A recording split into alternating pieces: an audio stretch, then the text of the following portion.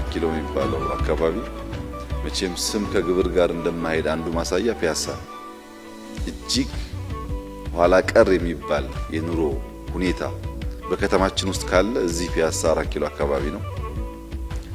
እንደ ሀገርም እንደዚህ አይነት ቆሻሻ ቦታዎች ያሉ አይመስለኝም። ገጠር ያማረ ቤት ላይሆን ይችላል፣ ግን ሰው በየጓሮ ቆፍሮ ሽንት ቤት አለ። እዚህ እንደዛ አይደለም። ሻወር ሽንት ቤት ማለት በጣም አስቸጋሪ ነገር ነው። ኑሯቸው ስሙ ብቻ ነው እንጂ ኑሮ በጣም ሳዛኝ ነው።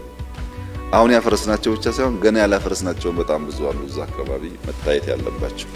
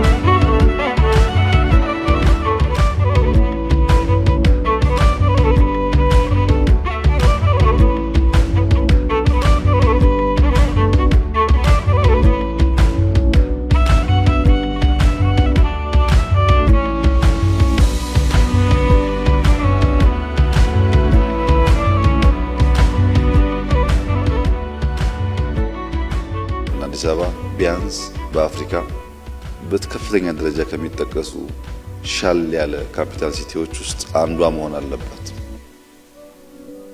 ከተቻለ ቀዳሚ መሆን አለባት። ያን ለማድረግ ነው የሚሰራው።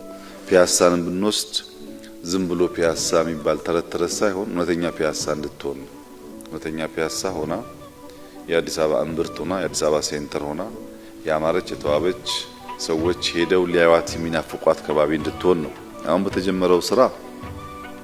በእኔ እምነት ከአመት እንደዚህ በኋላ ትክክለኛውን ፒያሳ የምናገኘው አሁን ይመስለኛል። የፒያሳን አክል ውበት ያለው የአዲስ አበባ አካባቢ አይፈጠርም። ያን ያመጣው ግን አድዋ ሙዚየም፣ መዘጋጃ ቤት መሰራቱ፣ ቸርችል ጎዳና፣ የፍሬንድሺፕ ስኩዌሮች፣ አሁን ደግሞ ሪቨርሳይዱ ሲገናኙ ነው በሙሉ ፒያሳን ከፍ የሚያደርገው።